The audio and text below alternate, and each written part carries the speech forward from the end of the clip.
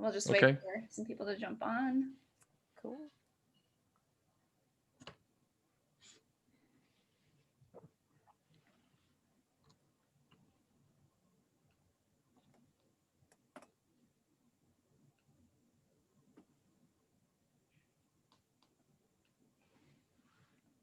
All right. What if no one jumps on? Well, good news. We're at about 20 right now. So the numbers are climbing. We'll wait a couple more minutes. You can see them in the attendees listing if you want. Oh, I can? Okay. Yeah. Oh, there we go. Participants. I see. There we go. Yeah. Nice. We have 58 registered. Oh, good. And then this will also be recorded and available via our YouTube channel, I believe is the route we're going. So nice. If somebody isn't able to make it, they'll be able to go back in the archives and watch. Fantastic. Thanks for that. A few people had pinged me about that. Yeah, and I actually forgot to include that piece in the press release with all of the sessions that we have today. So that was a great question.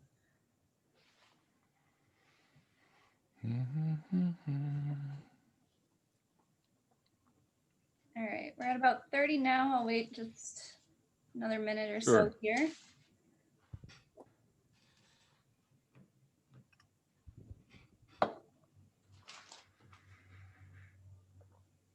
I feel like we should have music.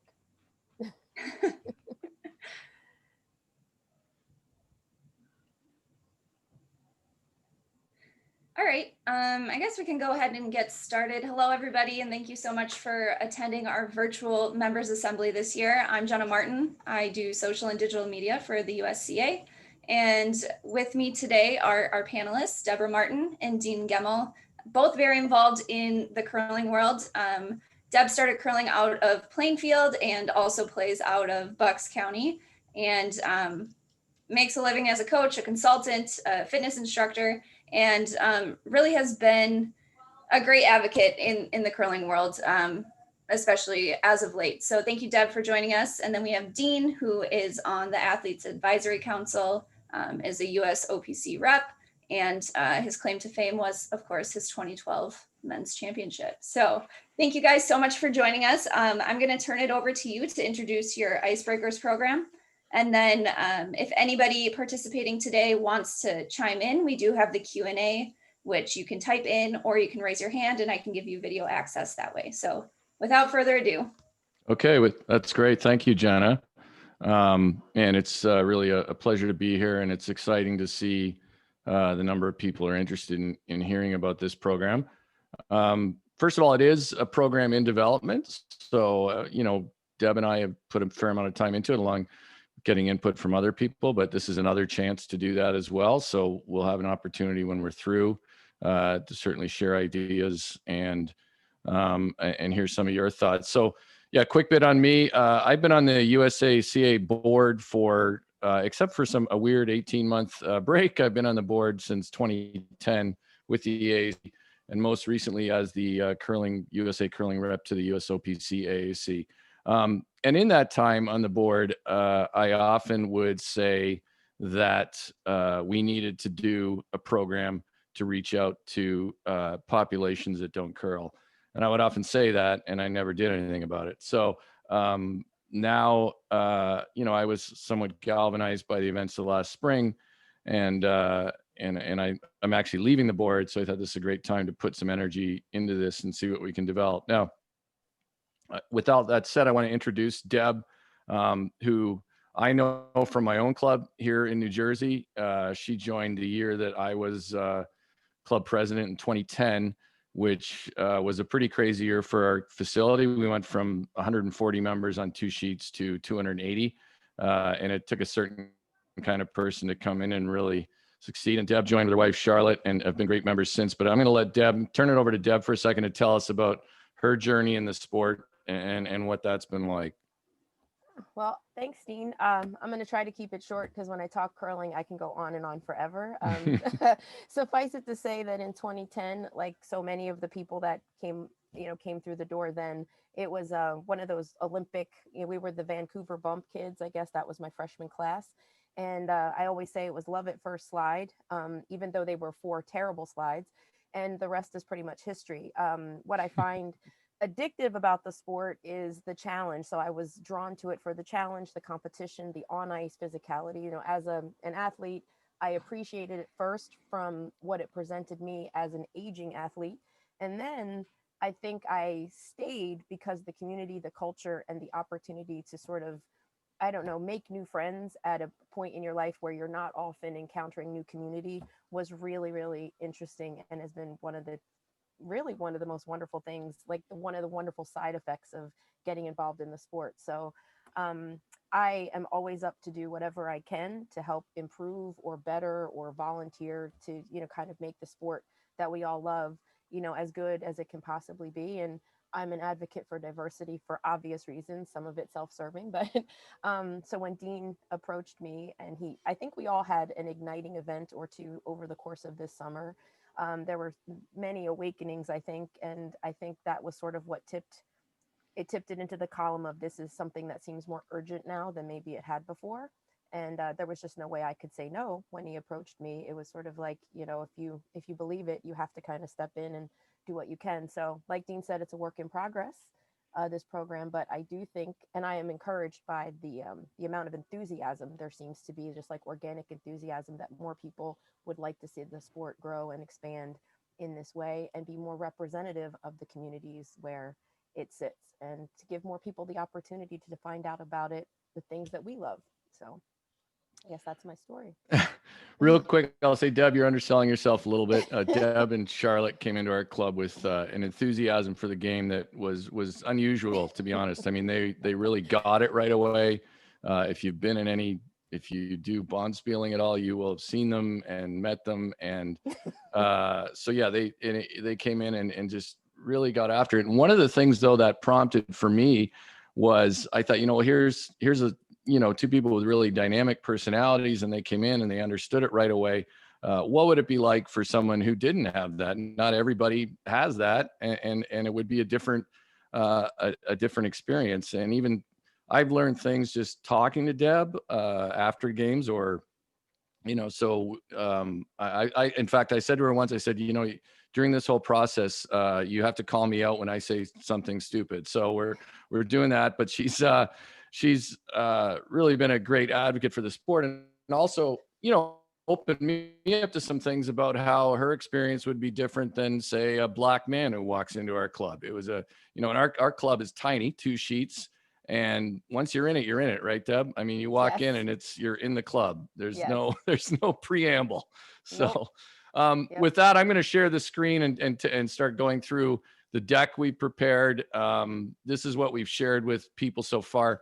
We've gone over this with Jeff Plush, the CEO of USA Curling. And I would add too here that, you know, one of the reasons I am excited about this is you know, there's new executive leadership at the USCA. And I think that has also made me more optimistic that something like this would be supported and really organized in a way that would make it work. So I'm going to share my screen. Let me know if this doesn't work, but it should.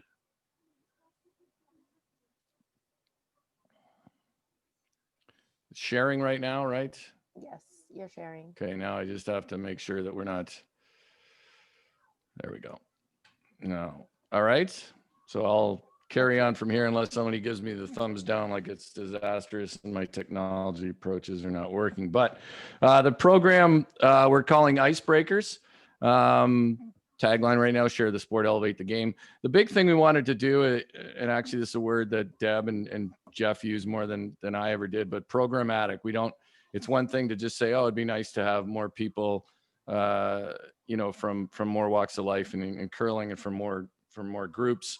But we're going to try to approach it in a way that's tactical and really produces some results. So quick thought is just, why now? We've touched on it a little bit. There's certainly the events of last spring were a moment. And also I really believe that our sport is growing in popularity. And I've thought myself, and I've shared this with Deb, but, you know, we're not going to solve all the discord in this country with our efforts in curling, but it's what we know, and it's where we can make an impact. And I actually do think curling has made efforts to be inclusive, but we haven't reached out to people of color all that well, other underrepresented populations, in any effective way. And I think it's in us. You know, I don't think we're a sport where this isn't in us. And then if I really think about what curling offers, and this is another reason I'm positive about this, I've always thought that curling clubs are just this great place where people can have meaningful conversations and people can overcome differences. And there's something about this weird sport we love that creates these organic connections between people that I don't think happen outside of it. So, and then even the actual structure of the sport, the teams of four, the need to communicate effectively, the fact we sit together with opponents afterwards, all those things I think make curling, if we can do it right, we can do some things to prompt interactions that will be helpful and bring people together in a way that's not awkward. I mean, there's people that, I don't know about you, but there's probably people in curling that I would never know outside of curling right now, and probably would be uncomfortable hanging out with them outside of curling. But somehow curling makes us all comfortable, and you manage to exist. Curling clubs itself, I think, are great. If we talk a little bit about just what will diversity do for curling, I just talked a little bit about what curling could do for diversity. I think one of the big things we all want to do is continue to grow the sport. If we're ignoring certain communities, those could be curlers and members and media exposure and everything else. And I think that's good for the sport.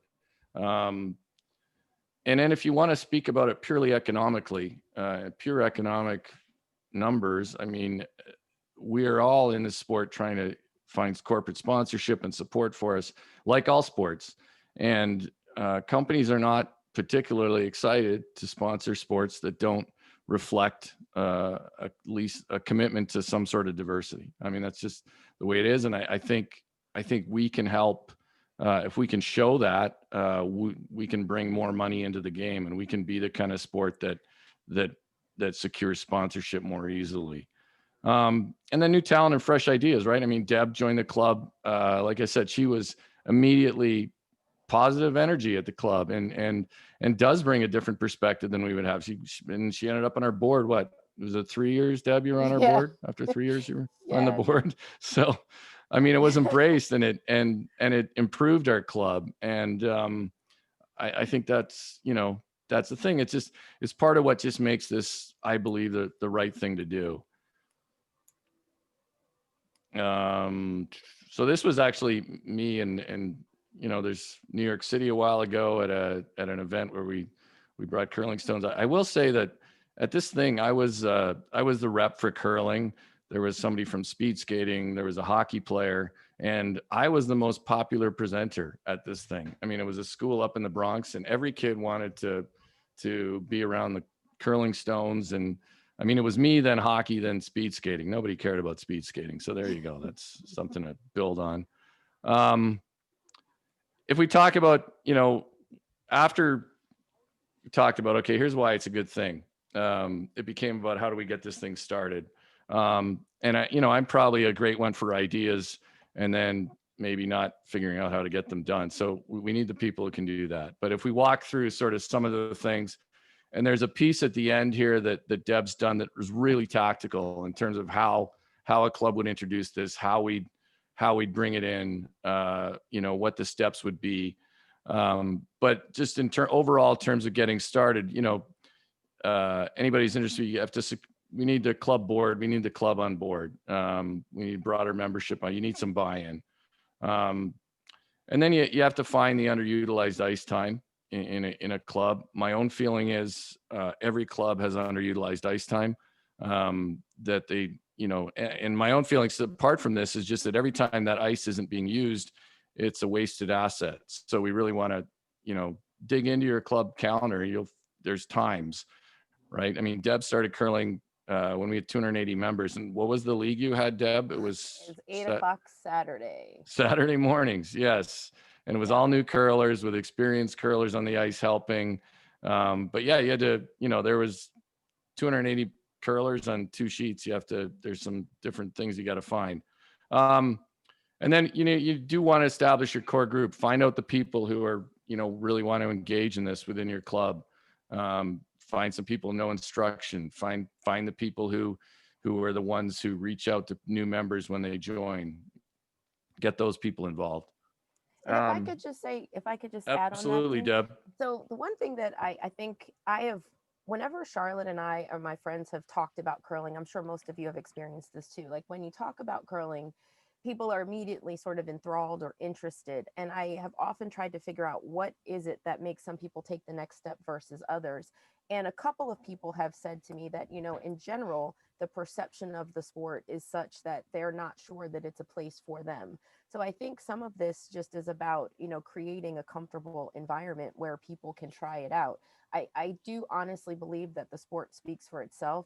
The barrier that I perceive in sort of opening the door is letting people know that they're invited to the party, you know. And I think that this program for me seems like a very intentional way to do that, to say, listen, you are invited, and despite what you've seen, despite what you've heard, it may seem strange that there's not as much representation as what we'd like. I mean, not that you're going to say that exactly, but the fact that the representation isn't there yet, I do think that just by making an intentional invitation and exposing more people to the sport, it will naturally sort of figure itself out in a way that, you know, not everybody who tries curling likes it, but the people who do and who really take to it also want to feel as though they're welcome into the space. And I think having a program like this where people can kind of test the waters safely and securely and with confidence would be a great thing. And I think that's an important piece of this program.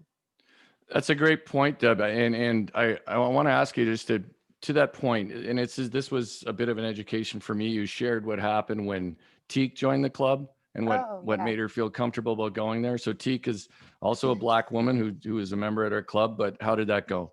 Yeah, so she had shared with me a while back, and this was, I mean, she's been a member now for more than 5 years. Yay. But when she first started, and is on the ice crew. She's on the ice crew. Yeah, it's like when we come, we stay. She came to an open house, and as we are known to do, Charlotte and I were volunteering at that particular time. I think Charlotte was on the ice doing the on ice instruction, and when Teak walked through the door, she had expressed that she immediately felt like breathed a sigh of relief, like, oh, okay, it's going to be okay, just because she sort of saw Charlotte saw her. They, you know, and she knew that, okay, I'm not by myself. This is definitely an okay place for me to be. And she was able to sort of let her shoulders drop and just kind of take in the experience and let go of some of the apprehension that comes along with walking into a space where you're the only version of you that's there, you know. I have a lot of theories about certain things too. Like, I mean, I people who know Charlotte and I know that we're married, so we're also part of the LGBTQ community. And I think, you know, we're very comfortable kind of going into spaces because it's been how we've lived our life, but not everybody is comfortable walking into a strange space where they don't see themselves represented and they're not certain that they'll be safe. And I think a lot of people don't realize that. And if you think about where a lot of our clubs are located, you know, these sort of like off the beaten path, you know, like if I'm really going to drive industrial down area, this long, dark industrial road as a woman and just pop out of the car and walk into a place and, you know, not be sure what's going to happen. So I do think that's important. And beyond that, what she said also gave her an indication that it would be okay to try out our club was there happened to be a picture of us on the website at some other volunteer event. Yeah, I guess it was nice of you to say we're enthusiastic, Dean. It sounds like we're kind of crazy, but apparently we were in a picture on a website, and that was her first signal that this was a more of an inclusive space. So I think those are important things to understand, that people looking at our sport will get signs based on what they see or what's projected. And that whole piece was educational for me, especially the part about her looking on the website and seeing that, okay, there's two people who are like me at the club. And, you know, I'll be 100% honest here. I'm the kind of, you know, I've always been like, well, our club's friendly, you know, but, you know, until you really start to address these things and think about them differently, you know, and I was proud of our club because I do think we welcomed you and Charlotte, but at the same time, like you said, our club is next to some industrial buildings. It's not a place you approach easily. It sort of looks, it's in New Jersey, so you think Tony Soprano buried some bodies somewhere around there. But yeah, so all those things are important to remember, and I'm really glad you shared that, Deb. If we get more tactical, some of the things, if you want clubs that want to do this, There's going to be identifying and connecting with the right organizations. And as Deb has said to me, that's going to be different in every community. If you saw Deb's interview on Instagram on the Gold Line channel, which if you haven't, I'd recommend you take a listen to or watch it because it was really great. But one of the things you said was Black people are everywhere, right? I mean, so we can find partners and it's not but every community is going to be different where you find these partners. Yep. And I think just to reiterate that or lean in on that point a bit, it's, I know we're specifically talking about Black, Indigenous, people of color, the BIPOC community, but I also think that wherever your club is, and this is something that just resonates with me for other organizations I'm participating in, your club sits in a community and you're a neighbor to the community. And if your club looks dramatically different than the community it sits in, like your next door neighbors and the people that pass by or the people that, go to work where your club is or shop near your club, but they have no idea about your club, it just seems to me that it's a missed opportunity. And so, I mean, granted, if you're in a community where there are no Black people, just to be quite honest, I mean, I'm not saying you go on a long search, like I need to find the one Black person. It's really about making sure that your club looks like your community, and that's kind of where I think the jumping off point needs to be. Yes, it's about inclusion and it's about diversity, but it's also about representing where you sit and then being more than a representative, but being a space where you look like the community you're in. I think that's the easiest way to think of it. And that's a difficult point to argue against wanting to be, right? And I mean, I think curling clubs are tremendous community organizations when they are fully engaged in their communities. So if we go through some more of the tactical things, partnering, Jeff has told us, they have, the USCA has a number of rocks and rings materials, floor curls. So while we want to get people on the ice, it may take, sometimes, not always, but it may take going out with those things and to doing some kind of demonstration. And there's tools we have to help make that happen. We really want to get people involved with a Learn to Curl style program that we've, that most of us who are on this call are probably familiar with. And look, I wrote in here, don't let this get boring. Because I've been to too many boring Learn to Curls. So I'm a big believer in that. That's in there. It's not really related to diversity. Just don't make any Learn to Curl boring. And then we really, I think our thought for this would be, we don't, look, there's going to be people, this is just a bucket list thing, right? We have, that's people of all races and backgrounds. I've introduced people to curling who just want to do it once and that's it. So it's not like we're going to expect everybody to want to do it continually, but we want to make it easy for them to come into the club, whether it's, some sort of newcomer league that makes it comfortable, like Deb was saying, the kind of space that feels like they can easily, get into. And it's not, because, look, it's a race aside, curling is not always the most welcoming sport. Unfortunately, we've changed that quite a bit in the last number of years, but we do need to really make sure we make extra effort in this. Long slide here, but how do you connect with partner organizations? Deb has lots of good thoughts on this. Do you want to jump in here, Deb, and just, sort of some of the things you've mentioned to me? I put it all in this slide, but if you want to share a bit of your thoughts here. Sure. I think one of the hard parts is you don't know what you don't know, right? Which is why when Dean asked me to participate in this, I thought it was essential because there's a perspective that I can bring to it. It's sort of, I know a lot of times when people talk about diversity programs, they think about, inner city youth and they immediately go to urban areas or marginalized communities. And I'm not saying that's not a good thing.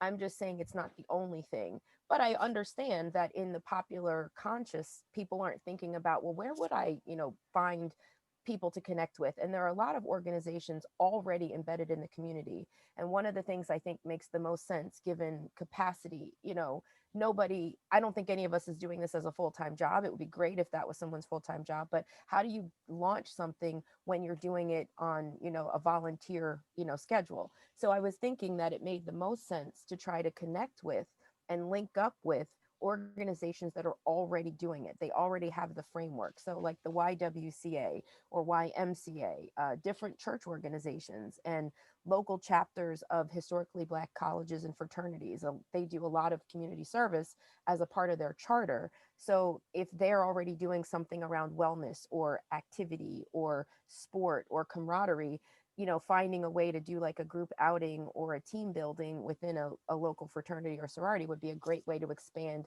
into a community that's already having this conversation instead of having to find or create your own.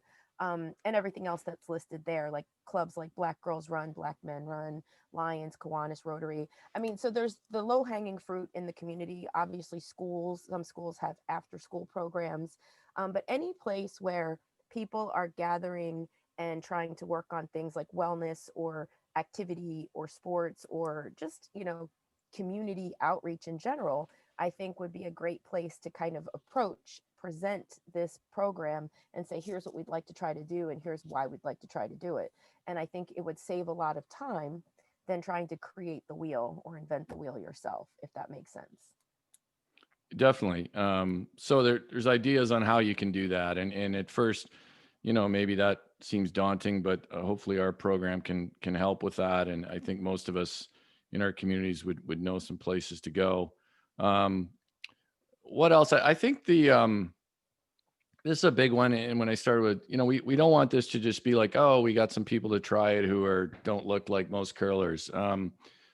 We have to take that next step to try to get people so they feel comfortable immersing themselves in a club. And like I said, I don't think the numbers are going to be any different than if you think about how many learn to curls your club runs and how many of those people turn into actual members. It's going to be the same, but we have to at least be aware, as Deb has made me aware of look, it's not it. What kind of space is this? Okay, so maybe I did the learn to curl, but is this really a place where I'm going to feel welcome? How can I get into this further? So that's what we need to make sure this just window dressing on a lack of diversity in our sport. If you have youth curlers too, like some clubs might, maybe you partner initially with an organization. It is a youth organization. Maybe that's your first partner. That's probably fairly likely for some people. Make sure you're providing opportunities for parents to try as well. So we grow this out a little bigger. USCA commitment. Like I said, I'm excited right now because of the staff and executive leadership at the USCA. They have a number of floor curl kits that could be used, rocks and rings materials that will be available without charge. And I know Rocks and Rings, a company, they're committed to helping however they can as well. I think the USCA and Jeff is also interested in, can we find some funding for this? I mean, like Deb said, our idea was always that we could do this bootstrapped and just volunteer based and really try to get it moving. But look, money would be helpful. So if there's, and that's already started to happen a little bit in terms of, okay, USCA occasionally runs into people who are looking to sponsor things. And this is obviously a good fit for some people or companies. One of the things that Deb has talked about a lot with me is making sure that this thing rolls out in a way that's somewhat uniform and that there's a certain level that it reaches. In other words, we don't want to roll this out and then a bunch of clubs do it maybe just on their own differently. And we're not trying to be like all bureaucratic and overseeing, but it's going to be hard to tell if anything's really working if everybody's doing it differently. So there's going to be, we'd like to have regular meetings. We'd like to talk about the challenges, successes going forward, and the USCA will help with that. Overall, I just think there's going to be support from the organization. This is a time when no organization is exactly sure what the next steps are, but I'm confident that the USCA is committed to this. I know they are. It's not I'm confident. I know the organization is. Yeah. So items we're still developing, right, Deb? This is sort of so. Do you want to talk a little bit about just, program integrity and why there'd be, an application, why we'd have accreditation for clubs that become icebreakers clubs? Yeah, I mean, it's bottom line. I think that we want to maintain the integrity of something like this because it can sometimes be like touching the third rail when it comes to outreach. And I think it's important that we have a uniform sort of mission statement, or I'm big on that. I say it all the time, but like a uniformity to the process so that everybody is sort of preaching from the same hymnal, and that what we're trying to do doesn't morph into something unrecognizable, or that there's not one club doing something off on their own that we would all cringe if we heard about it, especially if we're going to be involved, right? I just want everybody to feel as though there's a consistent integrity behind it, because my biggest fear is that it would go off and turn a corner, and now all of a sudden we're all associated with something that is not what we had intentioned. And I do think that there's going to be an education for a lot of us in doing something like this, because it can be a hot topic. It can be tough for places that aren't used to dealing with diversity issues to do it in a sensitive and aware way. And be careful like who we're centering and why we're centering them and what the point of it all is, so that it doesn't morph into something that sounds like diversity and just really turned into more of a self-serving mission, or something that we don't recognize coming back to us, and that we don't want to put our names on, the collective all, we. Yeah, and I think that explains it really well. We it's not like, oh, we want to make this, some sort of real bureaucratic oversight thing, but exactly what Deb says is why we want to have consistency throughout. We also want to make it as turnkey as possible for clubs, right? So Yes. a presentation deck that a club can just take, whether it's with their own board initially, and then when they go to community groups, we want to make this as turnkey and easy for people to put into place, so that the energy of the people, the club, is really focused on making it successful and not having to, as Deb said, reinvent the wheel every time. Implicit bias resource guide and training. Deb, do you want to touch on that real quickly, or? Yeah, you mean the training? Yeah, just, it's, you want to provide the sources that are out there. We want to make sure people know what they are and have access to them, right? Oh yeah, sure. So I think I also, when we started talking about this, I immediately started thinking of it from the perspective of what would be my barrier to like jumping in with both feet. Like, a lot of people are like, oh, it's a great idea. And then you immediately get like swayed or turned off or anxious because you're like, oh, it sounds like a lot of work. So my goal was to try to make it seem like something that you could just plug and play. Like there'd be a playbook that these are the things you want to do. This is the steps to roll it out. That's how my brain works. That's what makes me less fearful about jumping into the unknown. So I thought, not only do we need like FAQs and we need context, I call it the contacts of color directory, like people that you could call and say, hey, is this bad? Is this stupid? Or we signaling the wrong thing?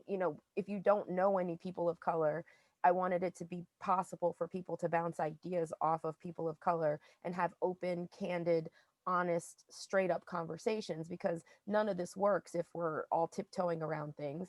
So that was important, but also having some training like implicit bias training or resource guides, so that everyone can build their acumen, myself included, around the biases we bring to the table anyway, and sort of stripping that down, so that in every interaction, not only are we opening the sport, but we're opening it up in a way that makes it more inclusive, and we don't touch the third rail, or we don't inadvertently shoot ourselves in the foot by doing things that may or may not be as sensitive as they could be. And I don't expect anybody to be a pro at this. I feel like there's people who want to do things, and that's great. The passion then needs to be met with like programmatic sort of steps. And that was where I was coming from with it, is what would I need to feel comfortable, stepping into something like this and doing it with some comfort and some clarity, that I wasn't making a mess of things, basically.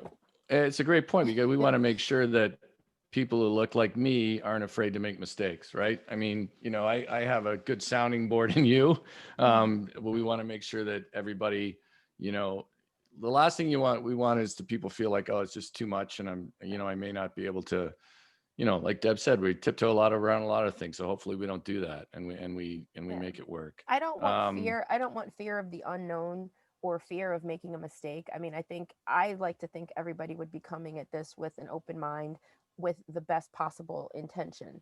And I wouldn't want good intentions to go bad for lack of guidance or lack of structure. That's all. Right.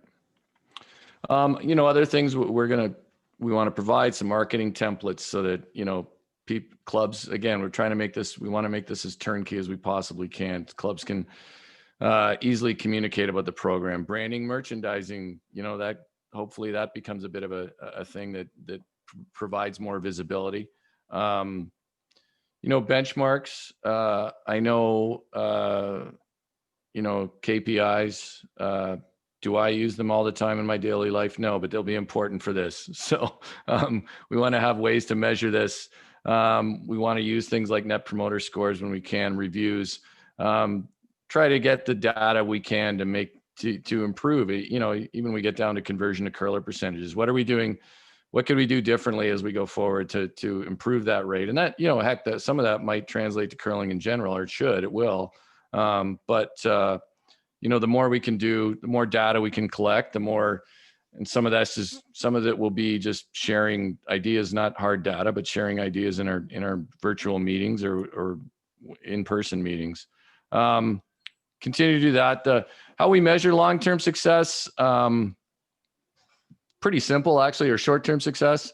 We're going to see people who don't look like most curlers out curling, and we're going to see those people move from those newcomer leagues into the club and becoming members like Club or Charlotte and Deb. Not everybody's going to be, that obsessed with curling as Deb and Charlotte are, but I really, honestly, I've never seen two people just get the sport more. So that's going to be a high bar to cross. But look, if I want to make sure we get people into like, hey, I'm curling in the Tuesday league, and then can we have some real valuable conversations about diversity and the benefits it might produce for a club? Does it prompt those conversations? And maybe those that's happens right away when people start talking about introducing this program at their club. Long-term success, look, more diverse membership rosters at our clubs that run this program, clubs with larger, more stable membership numbers, because we're appealing to a broader audience. The program eventually spreads. I think initially this program is probably, a number of clubs that show the most interest and really want to make it successful. Ideally, we go further, we get more sponsorship for the program. Maybe we develop a pool of funds for things like grants and scholarship. Overall, I think we just start to establish curling as inclusive, and that's going to be more positive. That's going to translate into a lot of things, whether it's corporate sponsorship, additional media coverage. One thing I've learned from being on the USOPC AAC, where I interact with people from all sports, the sports that are growing and are successful are the ones that do reflect what this country looks like right now. The ones that aren't growing particularly well do not. So I want us to be, I'd love to see our sport in that group that is growing. I mean, we're growing anyways, but this is important. And it really, the more groups we appeal, the more people we bring in, the better off we're going to be. So that's all great. You think, great. How do we make that? How do we make it happen? Understood. And I'm not going to go totally into this, but I am going to share. We have Deb has put together an implementation guide that we can share after this with anyone. It really breaks things down. I have to put my glasses on to read it. That's why I'm not curling seriously anymore. But we really break it down into, or Deb did. I didn't do this. Deb did a great job of bringing it down. Here's a real linear path to how you make this happen. Programming options, the milestones. We talk about. There'll be this implicit bias training. We'll have an e-certification course to standardize the offering a bit. So anyways, a lot of this stuff, one of the things too is leverage. We want people to feel like they can leverage the things that are in place already at their club, right? I mean, leverage we don't have to reinvent the wheel on a learn to curl here just because we're doing it with people who don't look like us, but we have to be aware of how we're serving it up, right? I mean, it's not like suddenly it's a different learn to curl. The learn to curl is the same, but we want to make sure that the sport itself feels inclusive when people come in. So I don't know, Deb, do you want to touch on any of this in here? Because I don't really want to go through it on this webinar. I want to just let people know that it's available. Right. And I think it's a self-explanatory thing. It was really just an attempt to sort of organize what I would call the critical path to. So when anybody says, hey, this is something I want to do, we know why we want to do it. Now, let's assuming we're all bought into the why. The very next question is, well, how? And it was just like a first strike at, here are some things that you want to consider in any successful program. I mean, anyone who's run a Bonspiel knows that you sort of need the playbook, right? And you kind of want to have a jumping off point. And then once you kind of understand what's required and you kind of get your squad together, then you can figure out, you know, it's not as daunting or as intimidating as you may have thought before you saw it laid out in a couple of pages of just checklists, basically. So that was the theory behind it. And the only other thing I wanted to say about KPIs, Dean, was just that one of the KPIs that I think always proves how successful something like this is when it's no longer unusual. You know, the goal for me is to walk into a Bonspiel and not be the unusual ones. Like Charlotte and I aren't like, I mean, people, I won't say we're quiet. Obviously, we're enthusiastic. I mean, I know we stand out. I'm not exactly a shrinking violet. I get that. But, you know, at my home club, it's great. At clubs where I go on a regular basis, you know, we've made inroads, but there are still places where one day I'm going to go to a club that I don't know. And every time you go to a new place, you start over again and you're like, okay, let's, you know, we have to go through the process. We're going to be the only ones like us. And, you know, that's fine, but there may be some persuasion and some making other people feel comfortable, putting the room at ease, etc.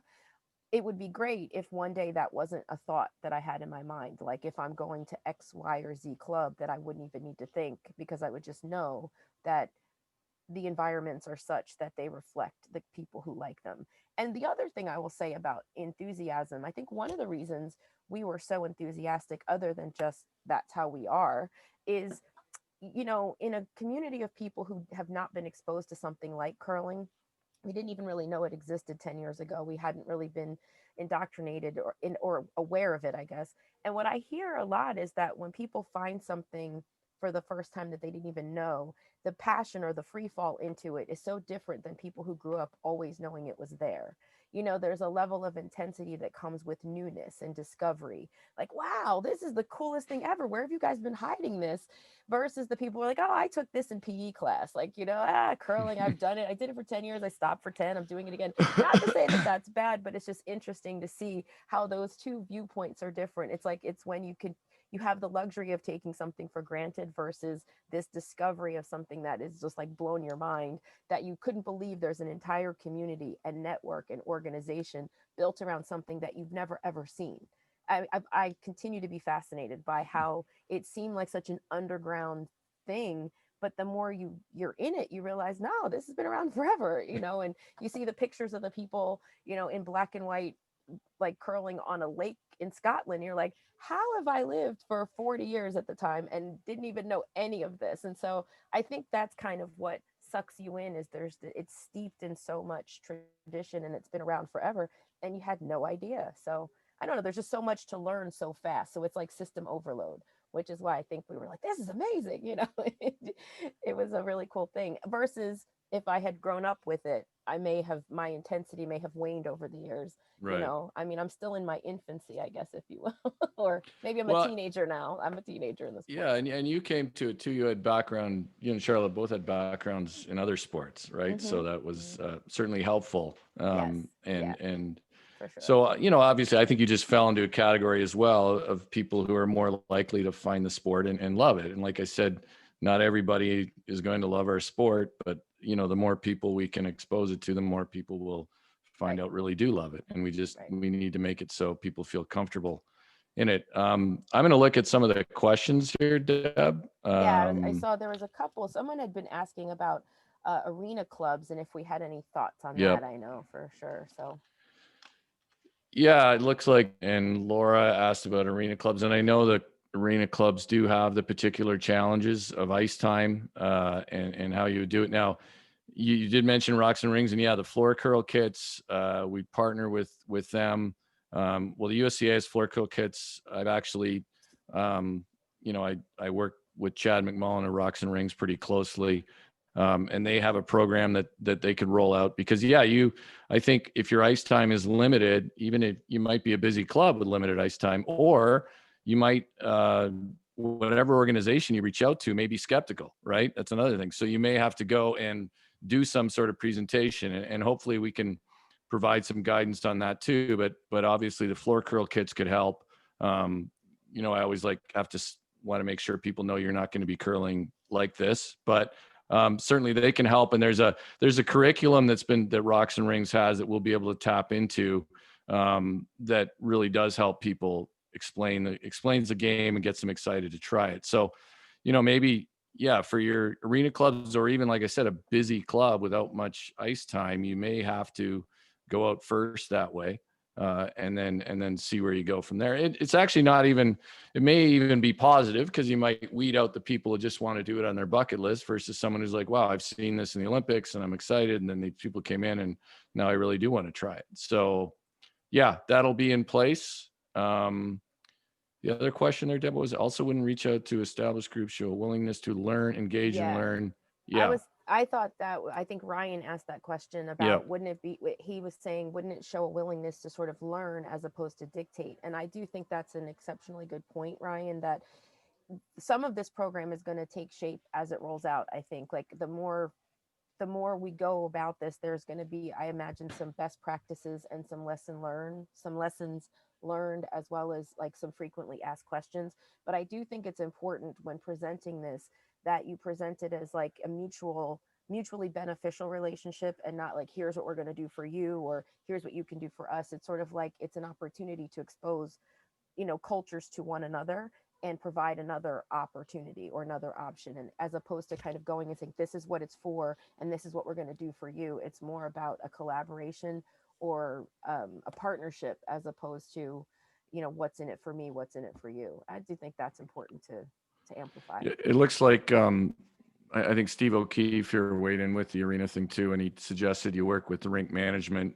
and develop maybe some community focus event that they could partner in. Because, a lot of arenas themselves, as people who are arena clubs know how poorly many arenas are run, they might want to partner and expand their own reach within the community. So that's certainly a good idea. Amanda asked, how can I contact you all about our club becoming involved with this program? That's exciting. We will let you know how this is going to work. But I just you put your email up there in the chat. Great. And if you wanted to do the same Great. thing, I mean, you could email me anytime and we'll keep you. I have a running list of interested parties so that we know where the soldiers are when it's time. Yeah. There's a good question here from Laura and Deborah. I have spoken to Deborah a little bit. They're from the Mayfield Club and oh no, actually no, sorry. But anyways, good question about expected rollout. Obviously, when we first started talking about this, there was a time when we thought maybe this would happen this year. But obviously, this is not a good time for any club to be introducing, many outside events. So this year, which in some ways is an opportunity for the program, because we're hoping to use this year to really get it solid. If we're back curling, which I certainly hope at the start of this coming, what is that? The 21-22 season. If we're back curling, we'd love to roll it out then. Right. But yeah, there's really no way it's going to happen during this traditional curling season. I know there are arena clubs that work outside that, but ideally, if depending on where we're at with COVID and everything else, if we can get this thing going in 21-22, right, Deb, that would be. And I know we have great. talked about maybe doing it once we can do things safely and more normally, doing like a pilot group, like identifying a couple of pilot groups to sort of start first. So there might be like the first line so that we can sort of put it out there to the most receptive clubs, maybe learn some lessons and see how that goes before maybe making it broadly available. I don't know if that's still the plan, but I think it's a smart approach, I mean, we don't have an endless supply of resources for this. So what we'd really like to do is roll it out with the clubs who really can attack it and be successful with it, and then build from there. So what we don't want to do is roll it out and and it doesn't work that well because it's all over the place. And so we'll probably work with a group of pilot clubs in the first season to really get this thing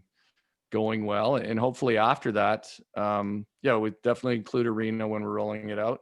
But hopefully after that, I mean, ideally, I see this as akin to, coaching certification courses have always been to me. It's like, they shouldn't be mandatory. It should be something that people want to do. So hopefully this thing goes in a way and clubs say, wow, that's something we want to be a part of. So how do we become an icebreakers accredited club, and what do we need to do?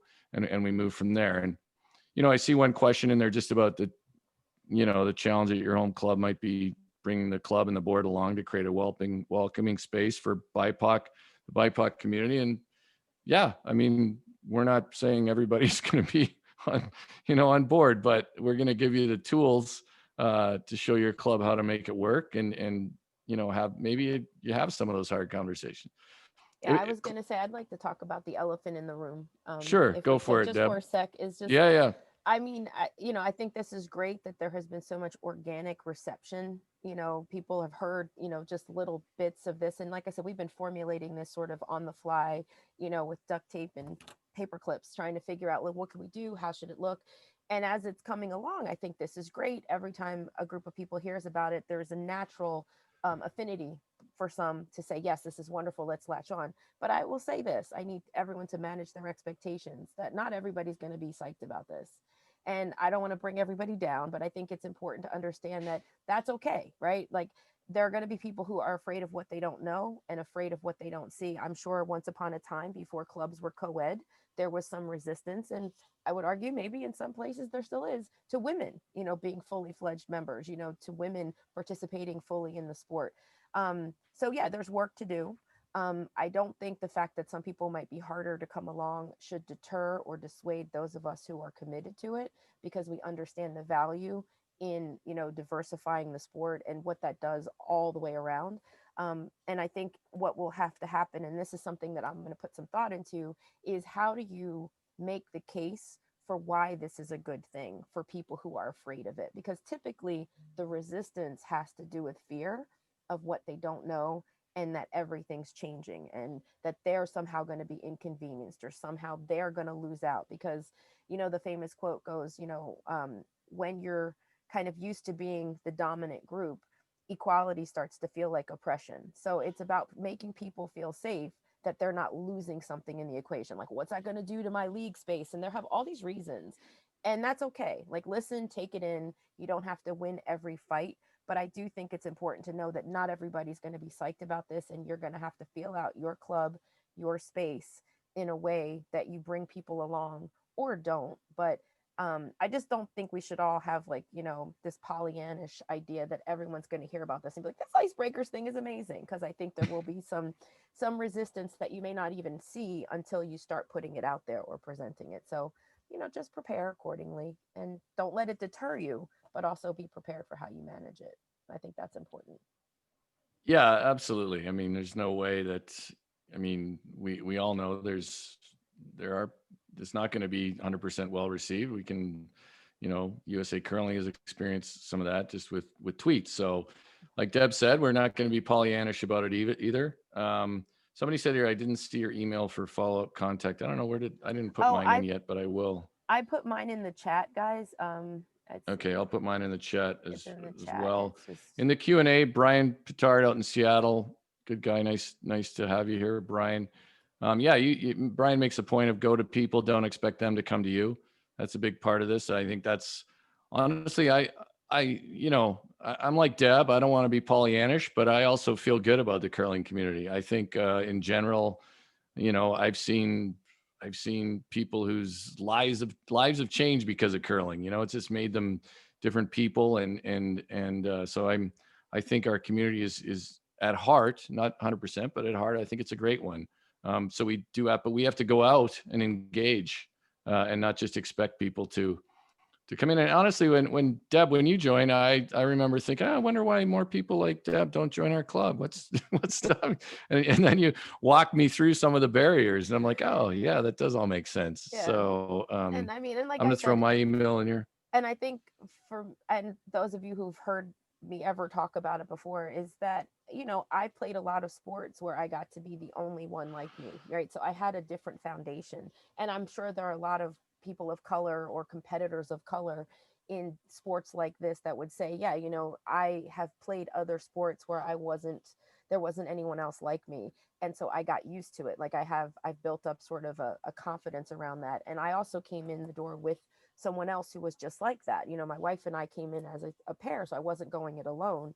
I could see it would be different for someone who, if like a lot of people that find curling have never played sports at all. So there's the intimidation of just Right. playing a sport. Then there's the intimidation of, it's something they don't know, and then kind of being out there on the ice and learning in real time in front of people, that is also off-putting. So imagine you have all the normal human reasons for feeling insecure, and then you layer on top of that you stand out like a sore thumb, and that maybe some of the comments or some of the questions are just a little bit, like, here we go, where you are very aware that you're the only one like you, and you don't have anywhere to decompress about that.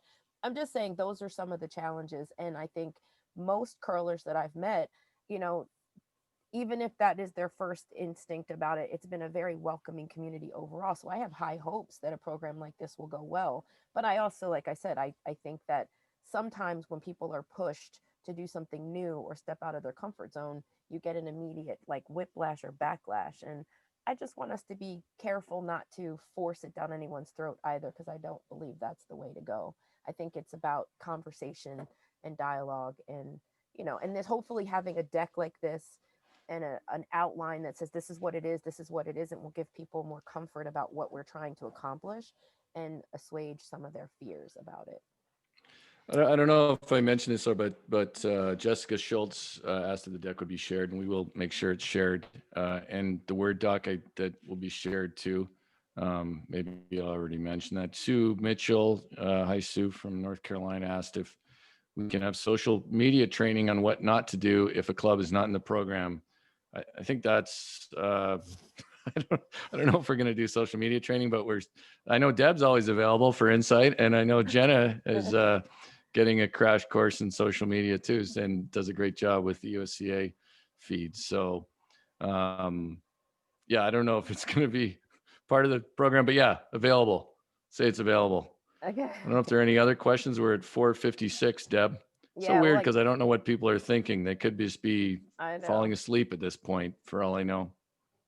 Yeah, I think, that's important about fielding questions. That's why on one of the slides in there, you'll see we talked about having like a panel of like curlers of color that, you could put on speed dial, that maybe you could reach out. I'm not saying we have all the answers or that we would even have an answer, but we could certainly, have the open conversation and say, well, this is how we would approach it, and this is why, so that we can sort of deal with that if that helps. Like I said, we haven't recruited all the people for that, but I envision there will be some interest in serving as the sounding board to keep everybody, moving in the right direction. And I think that's going to be really valuable, Deb, because you can't be everybody's favorite black curler. I mean, it's just I mean, you have that now, but we need more favorite black curlers. Everybody officially has like, I have that one black friend that I can ask. Yeah. So what do you? Oh, yeah, yeah, we're gonna I have to don't think I expand that. could, and I certainly don't want to ever make anyone think that I could speak for the entire community. I know we don't have meetings. There's not a Really?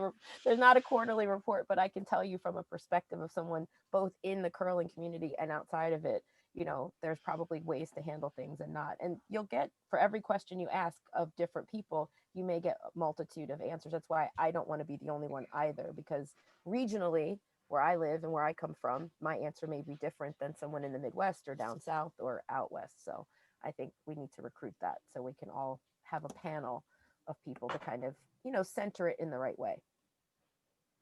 I was just saying too, we'll add contact information to the deck as well. Somebody here's from Greg. He's asking about the Icebreakers Association Program Association with the USCA. There's a diversity and inclusion initiative themselves. It's really folding into that. Deb and I are both on the D&I committee, but I know there are people who are engaged in other things on that committee as well. And quite honestly, I think just this past fall, and with all the things going on in the world, maybe there'll be more cohesiveness between the, if anything, I think, Deb, it's fair to say that you and I haven't been as connected to that committee as maybe we could have been in the past, in the fall. So there'll be more connection to that. Nothing. And then I also know that, somebody asked about D&I committee information online. I'm sure you can expect to see that from the USCA. Obviously right now, look, there's a lot going on in the world. I always suggest to people to have a little bit of patience with things right now, especially at USCA level. I mean, the world of sport is certainly upside down. So I've been actually happy by the amount of, focus that Jeff and others have put on this, but it's also, there's a whole lot to deal with right now at USCA with the pandemic and everything else. Dean, I'm happy to jump in on that as well. Sure, go ahead, Jenna. Yeah, sure. Even though there hasn't been anything reflected or published yet on the website, I don't want people to interpret that as it's slipping onto the back burner. It's still very much important to the USCA and the organization. And we are working as the Diversity and Inclusion Committee. We're breaking into our subcommittees and kind of figuring out the best way to make meaningful and long-term change. So once we get our feet underneath us, so to speak, we're going to start putting out information. So more to come there. We're still focusing on it, and we will have that out. And if I could just piggyback on that, Jenna, like just to give you guys some insight, even though we haven't been as plugged in on the recurring meetings based on schedules, but there are subcommittees within the Diversity and Inclusion Committee. And I think it's an important distinction to understand that from the umbrella of diversity inclusion, this is specifically one of the initiatives around BIPOC inclusion. But, you know, when you talk about diversity, it comes in many shades and colors. There's, you know, women in curling, there's a subcommittee around that. There's a subcommittee around LGBTQ issues and, you know, integrating into the sport. So there are committees within that umbrella that are working on various pieces. This specifically, this sliver, the thing that I'm passionate about is this particular relationship with, you know, communities of color and how the sport can be more, I guess, can be presented in that fashion. So it's not to say that this is the only diversity initiative, but it's the one that we're focused on, if that makes sense to people. And I think I made this clear, but I want to double down just in case I didn't. I was not implying in any way that the D&I committee is not active or that the USCA is not fully engaged with it. More than anything, it's just been a case of, I feel a tiny bit of guilt about that maybe Deb and I haven't been as plugged into it as late as we will be. So that's, they're moving along even though we haven't been on the call. Yeah, for sure. Right. Yep. Anything else? Yes. I see Mick Mick Wheeler and talking about wheelchair curling. Well, I think, wheelchair curling, I think falls into the D&I committee. There's an adaptive curling subcommittee. So like I said, I think it's all populations have a subcommittee on the committee. This is just this particular subcommittee, which is centering, you know, Black people in curling, basically, if you want to just say it. I mean, that's what this is. This is a subcommittee about that particular outreach, but it's not to say it's to the exclusion of anyone else. What do you think, Jenna? We're at our hour. We are at our hour. I can't thank you guys enough for sharing your unique perspectives today. And like I mentioned at the beginning of this meeting, it will be recorded and shared to our YouTube channel. So I know some people were asking how to implement at their club or perhaps to a resistant board or leadership within their community. And I think this conversation would be a great place to start.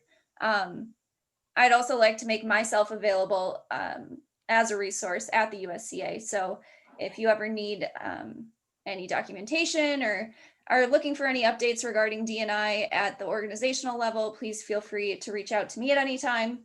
My email is jenna.martin@usacurling.org, and I'll add that in the chat as well.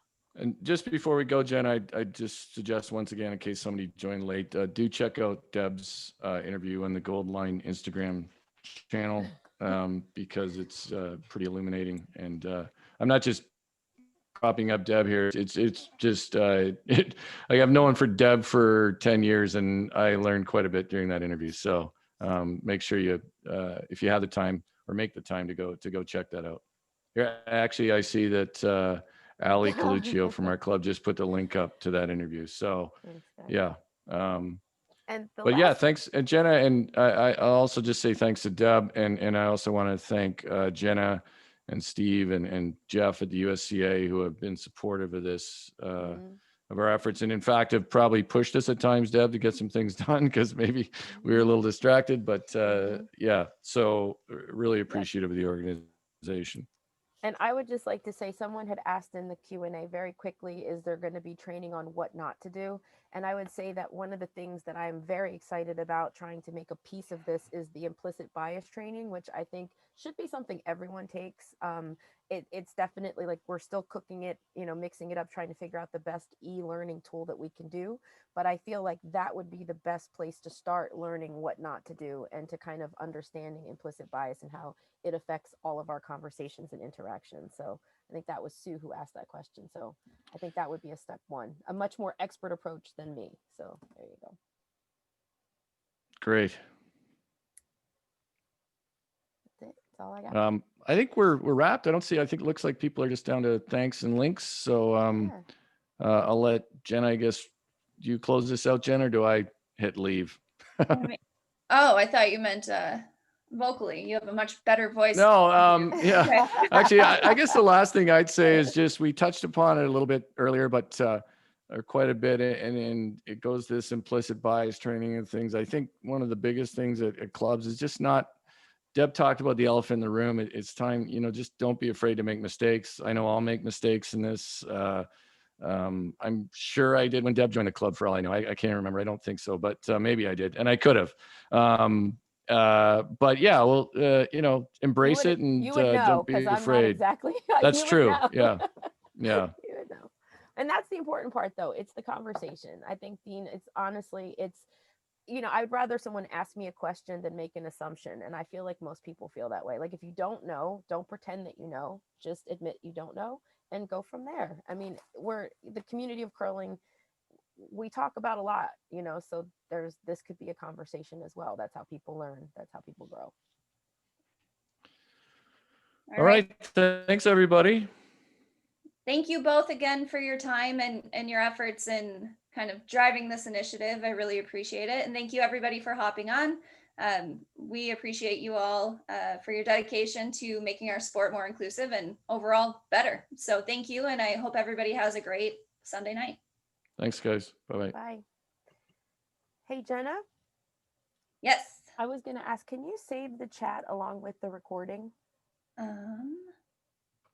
I should be able to. Down at the bottom, I think if you're the host, you'll see 3 little dots under the chat, and it should give you the option to save the chat, just in case there's stuff in there that we want to retrieve or look at.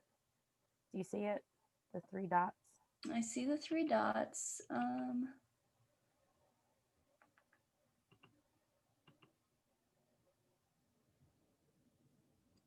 I'm not seeing the option to save, though. Shoot. Oh, okay. Sometimes it's, yeah, I only have had that when I host, so that's why I was asking. Okay, I should have the option to, I'm going to copy it. Control C, see if I can copy it. Just because there was a couple of questions and emails in there that I wanted to snag. Okay. Let me know. I'll keep this meeting open until you get it copied. I'm copied on my end as well, just in case. Yeah, let me check real quick. Give me 1 sec. Thanks for this, for hosting. Thank you so much for doing it. That was awesome. Let's see. No, it didn't copy for me. Okay. I have it saved, so can I just shoot you an email with the chat? That's perfect. Yep, that's absolutely perfect. Thank you. Okay, great. Right. I'll close this out then. Thanks, All Deb. right. Thanks. Take care. All right, bye. Bye.